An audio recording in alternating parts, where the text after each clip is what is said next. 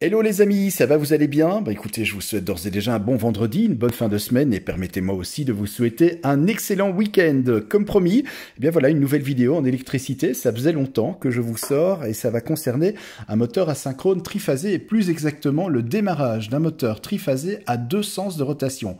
Effectivement, en triphasé, pour faire tourner un moteur asynchrone dans un autre sens, il suffit d'inverser deux phases, soit la première avec la deuxième, soit la deuxième avec la troisième ou encore, troisième possibilité, comme on est en triphasé, la première avec la troisième. Vous voyez ici l'ordre des phases respecté. Première phase, deuxième phase, troisième phase, le moteur tourne dans ce sens-là. Par contre, si j'inverse la première et la deuxième, donc que je mets la deuxième là, la première là et la troisième, eh bien le moteur fatalement va tourner dans l'autre sens. Voici le schéma de commande avec bien évidemment la phase, le neutre, puisqu'on a 230 volts comme différence de potentiel. On a bien sûr les fusibles de protection, ça peut être aussi un disjoncteur.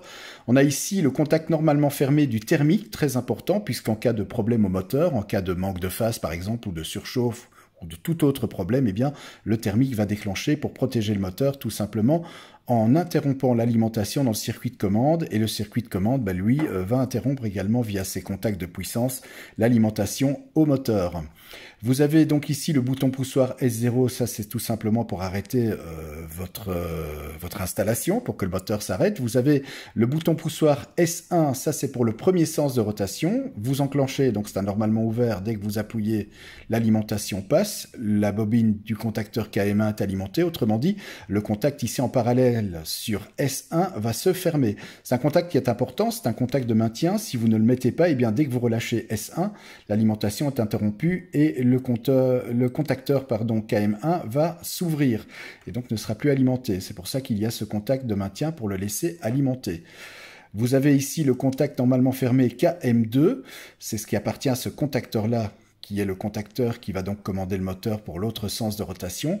Ça, c'est une protection qui est tout à fait normale, puisque comme on inverse deux phases, forcément, si les deux contacteurs venaient à s'enclencher en même temps, ça ferait un court-circuit, vu que L1 est inversé par rapport à L2 et L2 est inversé par rapport à L1, ça ferait donc court-circuit.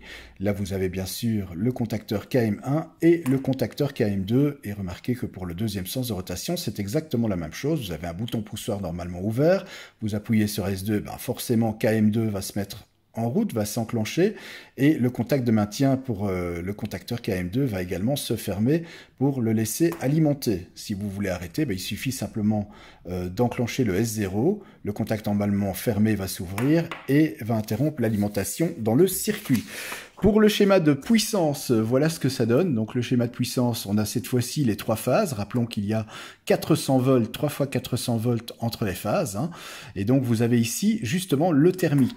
Donc le thermique, il se trouve pour la partie, je vais dire bilame, dans la partie puissance. Vous avez ensuite ici, en dessous, les contacts de puissance. Il y a trois contacts, comme on a en triphasé, de KM1 pour le premier sens de rotation. Donc vous voyez que là, forcément, le sens des phases est respecté, donc L1, L2, L3. Par contre, pour le contacteur KM2, le contact de puissance KM2, là on peut voir que l'inversion est faite. Si vous voyez bien, L1 est là, donc là c'est bon, là l'ordre des phases est respecté. Par contre, ici en dessous, si vous regardez bien, eh bien L1 va sur L2. L2 va sur L1 et L3 évidemment reste inchangé puisqu'on n'inverse que deux phases. Et voilà donc notre moteur asynchrone triphasé. À noter également que le couplage dans ce cas-ci est un couplage étoile, donc les bornes X, Z, Y sont court-circuitées. Elles sont pontées pour faire le montage étoile. Si c'était un montage triangle, eh bien à ce moment-là, il faudrait ponter U avec X, V avec Z et W avec Y. À noter aussi, ça je l'avais déjà fait, mais je rappelle quand même pour le démarrage d'un moteur étoile-triangle, très important de ne pas faire étoile-triangle en même temps, parce que là, si vous faites ça, c'est la cata.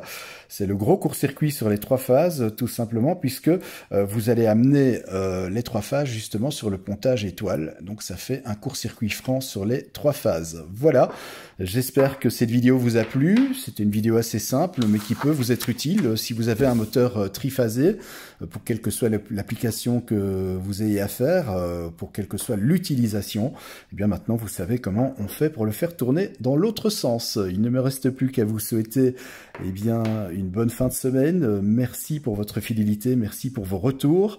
Je vous souhaite tout le meilleur et puis n'hésitez pas à vous abonner à ma chaîne, à mettre un petit pouce bleu, ça fait toujours plaisir. Merci en tout cas de votre confiance et à très bientôt.